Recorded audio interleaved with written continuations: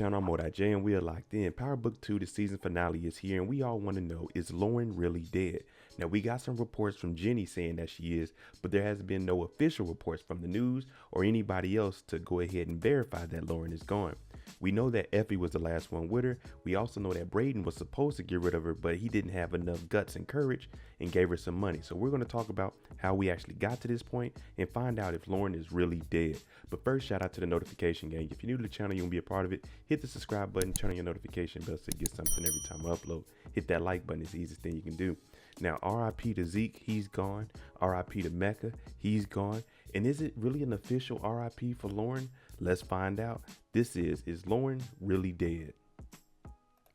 Now, we all got the hint of what was going on in the classroom. Tariq went in there at the beginning of episode 9, and it was all dead people that were linked to him. Either he committed the murder or something he did caused them a death.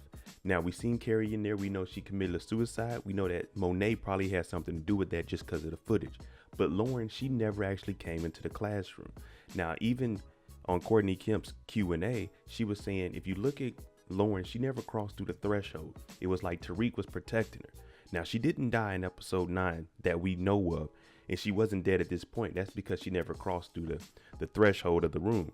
So Tariq was basically protecting her, and we know after this, he had a plan to try to get her up out the city because he knew if she had to get on the stand and snitch, or even in the city and that wiretap comes out, that Kane would have a bullet for her. That's one reason why Carrie took the stand, because Tariq told her, you need to do the right thing for once. He's been protecting Lauren. This is his primary love interest right now. That leads us to the conversation between Brayden and Effie. Brayden is talking about becoming a person he doesn't want to be, and that's going to be a stone cold killer. Yeah, he can get in the dope game, he can ride around and steal people, but when it comes to killing, that's something he doesn't want to be involved with. And that's because Kane told him that he needed to get rid of Lauren. The reason for that is because Kane doesn't really want to get his hands dirty. He already has 2 murders. So he figures, let Brayden get rid of it. He's a white kid. He has his little privilege. And hell, that's a murder I don't have to commit. Now, Brayden has a lot on his conscience, and he's telling Effie, you know, I don't really want to be this person. But Effie is trying to tell him, hey, look, Brayden, you need to be in the game. You chose it. If you choose this life, you got to go through with it. On the other hand, Effie didn't choose this life. We know she has a messed up background with her mother, but she's just trying to let Brayden know, look, you in the game. So whatever you need to do, you need to do it. But Effie also has a lot on her mind because she's seeing how Tariq is responding to Lauren, saying he needs to get her up out the city. They need to protect her. Even though Effie feels that Lauren is a snitch, Tariq is still saying, nah, man, she just got caught up in it. She was tricked by Carrie. So both of these two, they know what they need to do, but are they really prepared to do it? Brayden has the pressure from Kane. That's why we seen this week when Kane came to the room, Brayden didn't really want to talk about it because Lauren left with Effie and he didn't actually kill her. So he's still afraid of Kane a little bit because he knows the repercussions of not doing it. And Effie, she's been acting different around Tariq because she was the last person with Lauren. As close as Tariq and Brayden are, even if they have a disagreement, they're still like brothers. So Tariq tells Brayden, this is what I want you to do. I want you to get Lauren about the city as far away as possible and just keep her there until everything in court blows over, because he knows that Kane is going to be looking for her because she snitched. Now, Brayden got orders from Kane to get rid of her. And when he gets up here, he has a change of heart. We already heard him say he doesn't want to be this person. So he has a bag of money. He gives it to Lauren, tells her there's a bus stop. Go down south, dish your phone. Now, Effie actually shows up. We don't know if Effie followed Brayden or she was already headed over to Lauren's house and seen her get in, said, where are they going? And followed her. Now, Effie takes her from here. We're hearing what the report is saying, that Lauren was killed in a car accident in a car with a bag full of money and no license plates.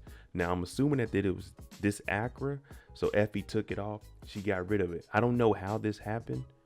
Did she put her in the driver's seat and run her into something, or no one really knows? We just know that when Effie left this scene, being the last one with Lauren, she goes back to Tariq's room and we see that she's feeling a little bit sad and guilty of what she done.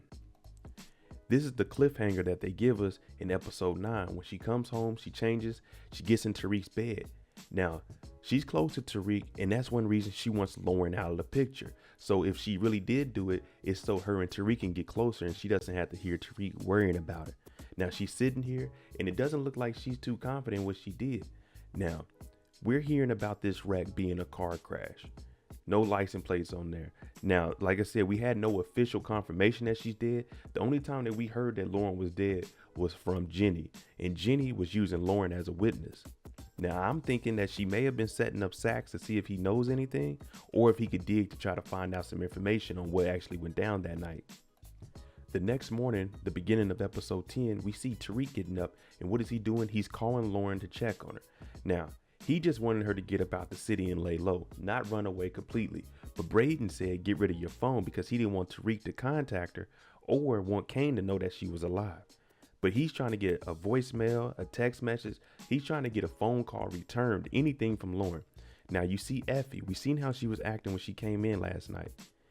She's like, who are you on the phone with? When he mentions Lauren, you can kind of tell that she's angry. Like, this is why I needed to get rid of Lauren last night. Look at her face. She's thinking, why are you still treating this girl like this when she snitched on you? So if Lauren is really gone, this is good for Effie. She just doesn't want it to come back on her. But you got to remember, Lauren snitched, but it wasn't on him. It was on Brayden and Kane. Effie actually snitched on Tariq and got him kicked out of school. Here's where we actually officially hear about Lauren in this wreck. Gianni just lost the case on Tariq. We got it dismissed. Now, Sax tried to talk to her after that, but they ended up talking here at this little bar, and she's crying, talking about, oh, Lauren is dead. She was in a car wreck. Now, you got to remember, Lauren was a material witness. So if it's pertaining to this case, that information would have got to Davis and Sax. But no one has information on Lauren being dead except for Gianni. That's why I say this looked like she was just fishing to see if Sax knew anything. Because what's the first thing Sax said? Oh, who shot her? Because he knows with her being a witness in this type of case, the Tejadas could potentially come for her. But she's like, shot her? No, she was in a car wreck. But everything is adding up. Effie had a car, a bag of money, and it was a car wreck. The only thing I'm saying isn't adding up is how did she die in this car wreck? Was she hit by a car? Was she put in the driver's seat? What happened? And even if there isn't a license plate on it, there's a VIN number. So whatever car was registered to that license plate that is gone, you can just look up the VIN number. But Gianni's giving this fake cry here. We get the first interaction between Brayden and Tariq after Brayden was supposed to be the one to get Lauren up out the city. Now, Brayden did hold it down in the trial. He snitched on himself because he had immunity, but he didn't say anything about Lauren, just, oh, maybe she got away. Now, they talk about course correct. Now, the thing is, Kane comes in, and if you look at the interaction between Kane and Brayden, Brayden's trying to avoid eye contact because he was supposed to get rid of Lauren last night. Now, when he's leaving, Kane asks him, is everything all right? And Brayden's like, yeah, man, everything's taken care of, you know, everything. They don't mention Lauren's name because that was between them two to get rid of her. They didn't want Tariq to know that they were going to try to kill her. Now, Brayden actually let her go, and he feels guilty because Effie took her. But no one knows that Lauren is dead until Tariq actually talks to Sax.